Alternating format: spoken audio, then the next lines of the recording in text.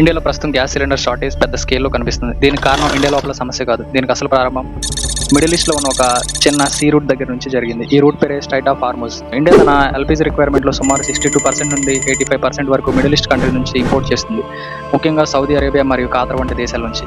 Problem ఏంటంటే ఈ gas ships అన్ని కూడా ఒకే సీ రూట్ అయిన స్ట్రైట్ ఆఫ్ హార్మూజ్ ద్వారా ఇండియా వరకు వస్తాయి.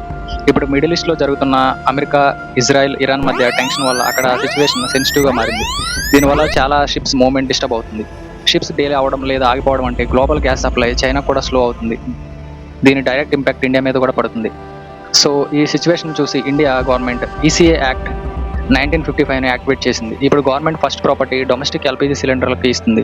అంటే ఇళ్లలో వాడే సిలిండర్ సప్లై ముందిస్తున్నారు. దీనివల్ల హోటల్స్ మరియు రెస్టారెంట్స్కు వాడే కమర్షియల్ సిలిండర్ సప్లైని తగ్గించారు లేదా కొన్ని చోట్ల కంప్లీట్లీ స్టాప్ చేశారు.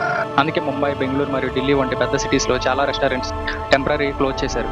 అంటే ఒక చిన్న సీ రూట్ అయిన స్ట్రైట్ ఆఫ్ హార్మూజ్లో ప్రాబ్లం వస్తే దాని ఎఫెక్ట్ డైరెక్ట్గా ఇండియన్ కిచెన్ వరకు చేరుకుంది.